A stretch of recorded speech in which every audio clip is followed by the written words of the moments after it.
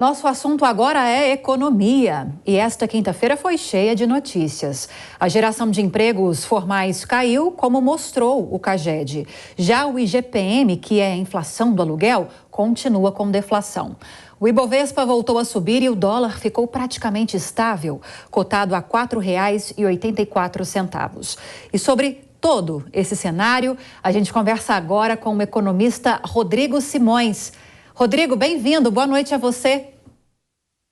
Boa noite, Lívia. É um prazer estar mais uma vez aqui com vocês e a todos os ouvintes da Jovem Pan. Eu já adiantei ao te chamar que são vários assuntos para a gente tratar aqui.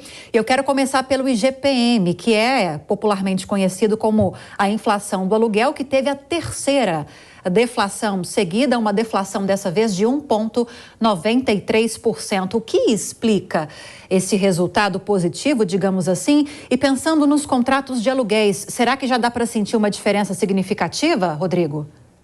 Bom, bem colocado.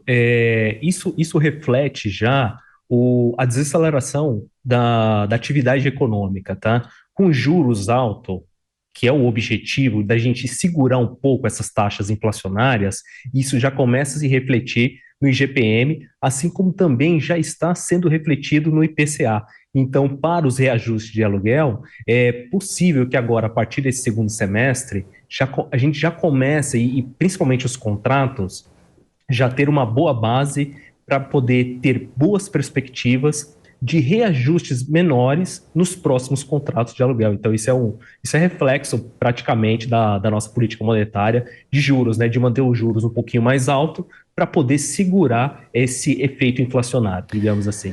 Talvez nem todos sentirão essa diferença, né, Rodrigo? Porque desde a pandemia, em que nós tivemos uma aceleração tremenda do IGPM e muitos dos contratos passaram a adotar as duas possibilidades, IGPM e IPCA, outros passaram a adotar só o IPCA. Me parece que boa parte, para não dizer a maioria dos contratos hoje em dia, tem essa flexibilidade.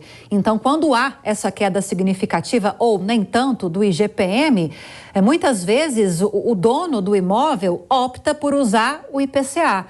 E aí quem está alugando não consegue desfrutar desse benefício. Exato, e junto com isso que você bem colocou, Lívia, o que está acontecendo hoje entre os locadores, né, e quem oferece os imóveis e quem aluga?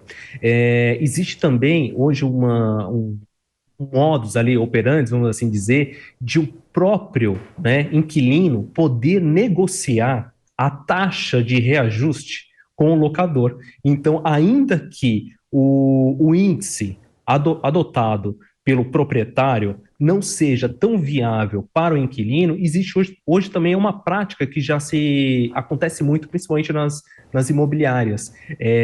Existe o contrato, está amarrado ou ao IPCA ou ao IGPM, mas às vezes o inquilino ali, por uma condição um pouco mais difícil, ele acaba tendo essa porta aberta, né, essa via de negociação com o proprietário e com a administradora imobiliária para poder tentar segurar ou verificar qual que é o melhor índice ou qual que é a melhor taxa para poder manter o contrato de aluguel ativo. Isso que é uma parte muito boa. Sim, diálogo e negociação valem para qualquer situação, sobretudo para assinar um contrato de um imóvel, de locação de um imóvel. Agora, um outro assunto importante também que eu quero repercutir com você, Rodrigo. Nós trouxemos o resultado do CAGED, vou trazer o número agora. Tivemos uma desaceleração em relação ao que foi levantado no ano anterior, um recuo de 44% no saldo de empregos com carteira assinada em relação ao mês de maio do ano passado.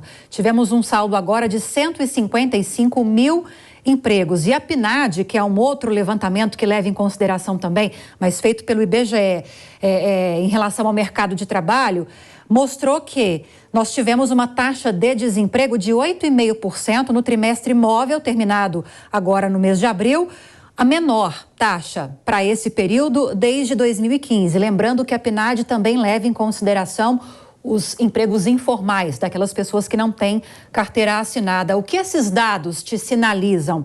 Está havendo uma melhora da economia, embora que a passos lentos? Bom, vamos lá. São duas partes, né? Como você colocou. Primeiro, a questão da geração de empregos líquida, que é essa que você mostrou agora, de 155 mil postos de trabalho, é menor menor contra o mês anterior e menor contra o mesmo mês do ano anterior. Então aí você já tem um dado que tem criação de empregos, mas numa proporção menor em relação aos 30 dias anteriores ou em relação aos 360 dias anteriores, que é o ano passado. Quando você pega esses dados de geração de empregos líquidos do CAGED de fevereiro até maio, é uma queda contínua, tá? Então a gente já começa a perceber que, ainda que nós tenhamos indicadores de crescimento do PIB esse ano, né, revisões para cima, a geração de postos de trabalho de fevereiro até maio, ela vem numa decrescente. Então, ela não está aumentando, está se criando postos, mas está se criando postos de trabalho abaixo das expectativas. Isso é um ponto. Segundo ponto é sobre a taxa de desemprego. A taxa de desemprego, na casa de 8%, entre 8% e 9%, assim como o IBGE calcula, o que acontece? Essa taxa realmente ela caiu um pouco em relação ao que estava. Mas dentro da pesquisa de desemprego, o que acontece? Quando o censo vai perguntar para a pessoa, né, o entrevistado, se ele está procurando emprego ou não, se ele disser que ele não está procurando emprego, ele não é considerado um desempregado. Então ele já não entra nessa taxa, nessa pesquisa, tá? Nesse percentual. Então esse é um dado que a gente sempre olha com calma, ligado com a atividade da economia. Ou seja, às vezes a taxa de desemprego ela pode estar estabilizada, mas com a atividade econômica caindo. Por quê? Porque boa parte das respostas dos entrevistados, eles podem falar assim, olha, não estou procurando emprego. Então, para a pesquisa, o modo da pesquisa, ele não é considerado uma pessoa desempregada, entendeu? Então, a gente tem que ficar atento e sempre ligar esses dois indicadores e entender no contexto como um todo da economia. Mas sinaliza que está havendo um crescimento, mas bem lento, ou não dá para dizer isso?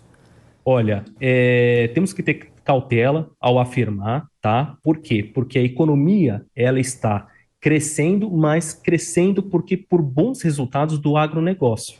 Não é que as indústrias estão melhorando, o comércio melhorou, de fato os serviços melhoraram, não.